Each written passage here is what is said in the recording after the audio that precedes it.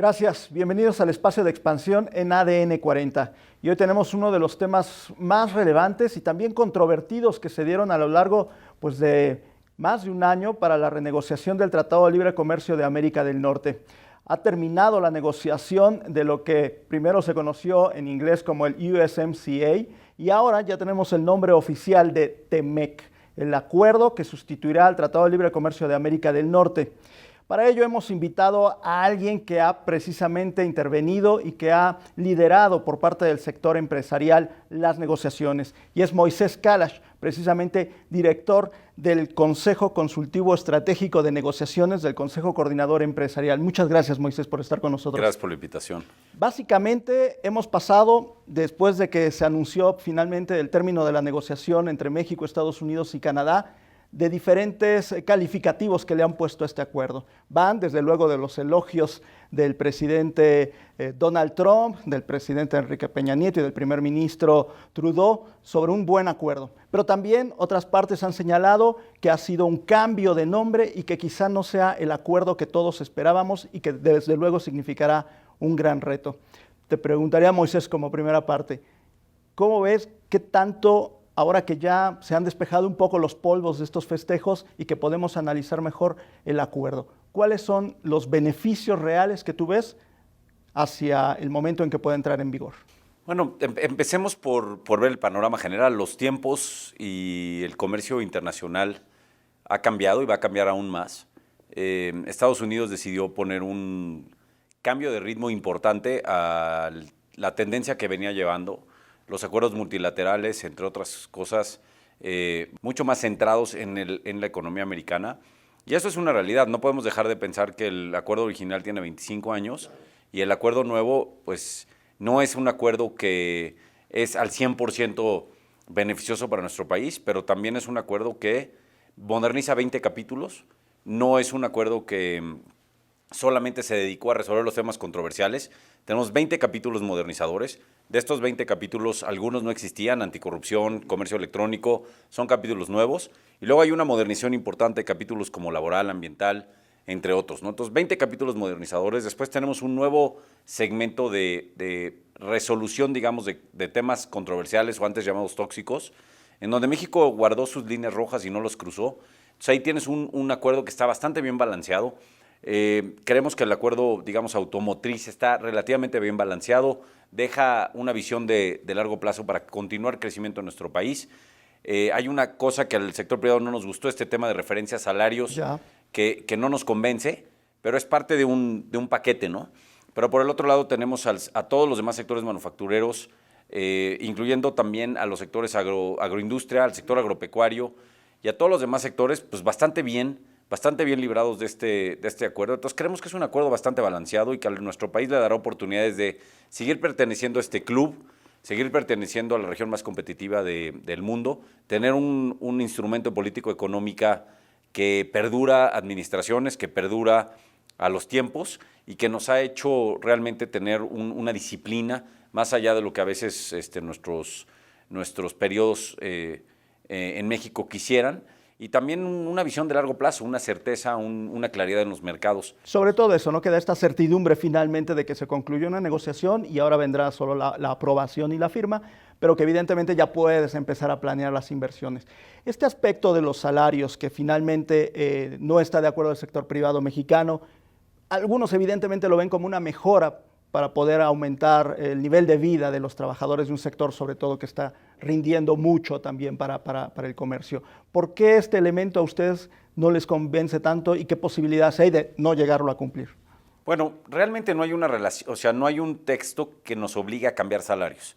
El 25% de las partes de los autos, dentro de un 40%, el 15% puede ser innovación y desarrollo, el 25% tienen que venir de partes que se produjeron en zonas de salarios altos.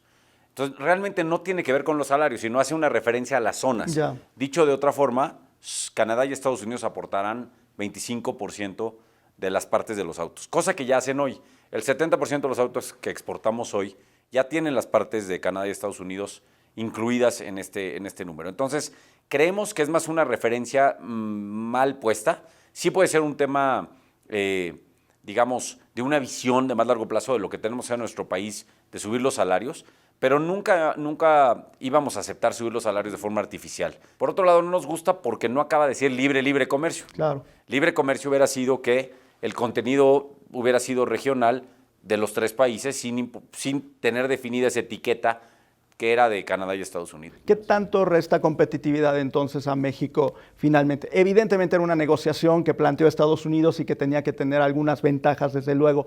¿Qué tanto elimina competitividad a México? Bueno, es todavía muy pronto para decir. Yo creo que no va a eliminar competitividad. Yo creo que incluso va a fomentar ciertas inversiones, pero también tendrá que ver con lo que haga Estados Unidos con los demás socios comerciales y no socios comerciales del mundo. ¿Cuánto valdrá nuestro NAFTA si Estados Unidos sigue con una discrepancia importante con China, una renegociación principalmente en autos con Japón y Europa? Nuestro tratado será el primer gran tratado, el primer gran acuerdo que se llegó a una conclusión en un club de América del Norte que vis a vis el resto del mundo tendrá un valor enorme. Entonces, tendrá que ver mucho cómo acabe Estados Unidos. Lo que sí te puedo compartir es que México hoy va a tener una regla de origen que es cumplible, que tiene un periodo de 3 a 5 años de phase-in para poderla cumplir, y que la mayoría de las armadoras estuvieron de acuerdo en que esa regla de origen era cumplible, y entonces van a ajustar sus cadenas de abasto. Yo estoy seguro que no va a sufrir nuestra competitividad en el tema de autos, y por ende también estuvo tan centrada en el tema de autos la negociación, que por otro lado se nos olvida que hay otras industrias. Exacto. Ahí. En Está esas industrias, la aeronáutica, la agroindustria y otras que van a crecer a doble dígito, que no tienen restricciones de regla de origen y que no se les cambió sus condiciones.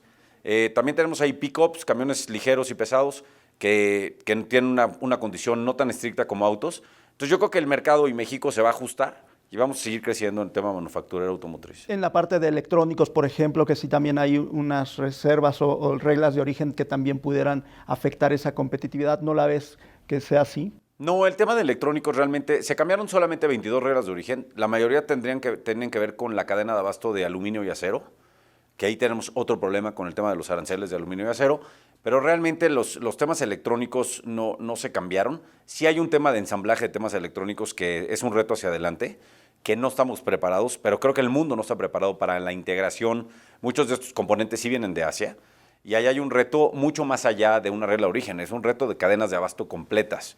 Entonces, no se tocó realmente en esta renovación esa parte, pero bueno, por ahí están algunas pantallas planas, plasmas y otras cosas donde sí somos competitivos, pero mucho más importante para nosotros crecer en temas de manufactura avanzada, de mucho más integración, manufactura y agropecuario. O sea, hago mucho énfasis en el tema agropecuario porque creo que tenemos mucha oportunidad en crecimientos en temas de agropecuarios de valor agregado, no granos básicos, sino lo que estamos haciendo hoy, ¿no? Berries, claro, espárragos y otros productos hacia adelante. ¿Qué tanto ahora podemos saber en la vida del Tratado de Libre Comercio de América del Norte? Prácticamente se triplicó el comercio entre los 3 países. Ahora con este nuevo acuerdo hay algunas estimaciones de que podría crecer 50% en los próximos 10 años. ¿Ustedes cómo lo ven? ¿Cuál es el potencial finalmente que queda de crecimiento de las exportaciones? Nosotros creemos que va a crecer las exportaciones a más de doble dígito en los siguientes 10 años. Y que sí podrán hacer este 50% en los próximos sin duda. 10 años. Mucho se hablaba también de que finalmente, y sobre todo, por ejemplo, los congresistas canadienses decían que cómo poder ver que este nuevo acuerdo se refleje en la billetera de los ciudadanos.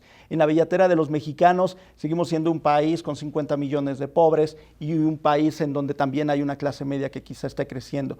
Pero, ¿en qué billetera se podrá quedar este nuevo acuerdo comercial? Los acuerdos comerciales no resuelven todos los problemas de un país. Creímos que sí lo iban a hacer hace 25 años, pero no lo resuelven. Lo resuelve la educación, lo resuelve un país que crece más ordenadamente, lo resuelve el Estado de Derecho, y son cosas que no hemos hecho bien. Entonces yo creo que como país tenemos que darnos cuenta que tenemos estas oportunidades de pertenecer a un club muy exclusivo, de pertenecer a un club. Estados Unidos está creciendo al 4.1%.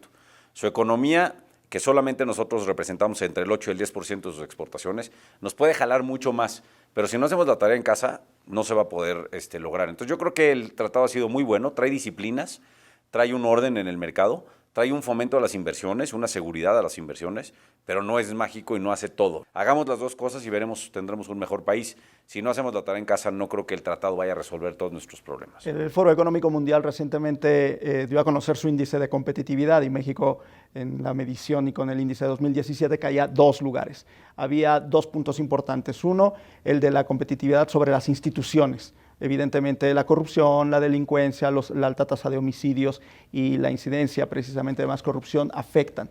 ¿Qué elementos estarías tú viendo con el nuevo gobierno para que precisamente pueda aumentar esa competitividad y que pues esa inserción para un mayor número de población beneficiada pueda llegar? Creemos que en el tratado, en la modernización del tratado, hicimos algunas cosas interesantes ahí. Tenemos un capítulo anticorrupción que me parece fundamental, impulsado por el sector privado. Todos los temas de comercio electrónico y la reglamentación de comercio electrónico dejan que las pymes de alguna forma se encajen en este mercado mucho más global, y creo que hay oportunidades interesantes. En cuanto al tema del nuevo gobierno que mencionabas, ojalá y se pueda realmente avanzar en los índices de Estado de Derecho y lucha contra la corrupción.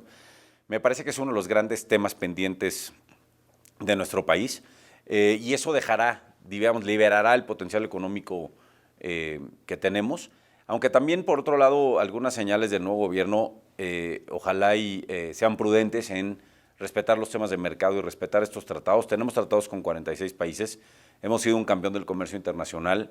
No olvidemos que exportamos nosotros solos mucho más que toda América Central y América Latina juntos. Tenemos ciertos compromisos y disciplinas que tenemos que mantener, y me parece que es importante que lo hagamos. Ahí está la reforma, no solamente la reforma energética, pero también la reforma en telecomunicaciones y otras, que me parece que son fundamentales para fomentar la competencia que beneficia a los consumidores mexicanos, pero también que pone reglas claras a la inversión y pone reglas claras. No olvidemos que competimos con otros países en el mundo, no estamos solos, y no podemos creer que países como asiáticos, que son competidores directos nuestros, que han avanzado en sus reformas mucho más rápidamente, pues ellos se seguirán moviendo, el mundo no se detiene, ¿no? Ante esta perspectiva, y una vez viendo que finalmente se terminó la negociación, durante estos últimos, pues prácticamente 2 años, hemos visto cómo México intentó diversificar su comercio ante precisamente la ola proteccionista de Estados Unidos. ¿Esta tarea quizá ahora se frene con el nuevo acuerdo comercial? ¿O cuál es la estrategia del sector privado precisamente para diversificarlo? Bueno, dos cosas. Primero, tenemos que nunca olvidar que no podemos abandonar nuestra plaza en Washington, y que si queremos seguir siendo de los principales socios comerciales de nuestros vecinos del norte y más allá de Canadá también, tenemos que trabajarlo y tenemos que estar muy cerca de lo que está pasando y corrigiendo problemas todo el tiempo.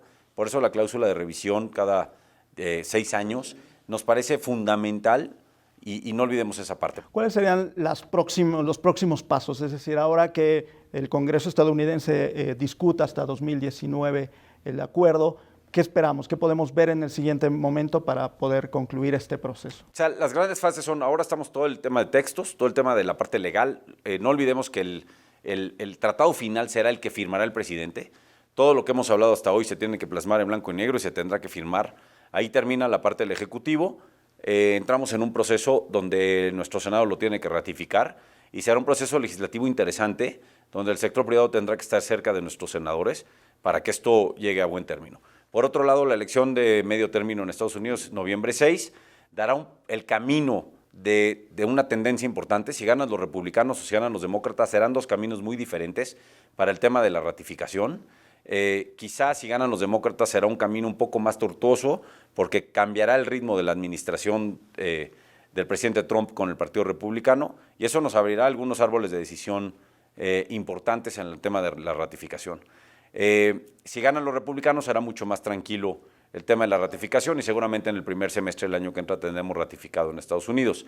Ahora bien, no olvidemos que lo importante para nosotros es mantener el tratado original operando, sí, mientras entra el nuevo en vigor. Si logramos hacer eso y logramos que la política interna en Estados Unidos no cambie eso, y el presidente Trump no entre en este tema otra vez de amenazas de salirse del tratado original, estaremos bien, y nosotros podemos ver desde la barrera el proceso electoral en Estados Unidos, lo que pues sería interesante y cómodo, ¿no? Mientras nosotros podemos tener nuestro tratado ratificado.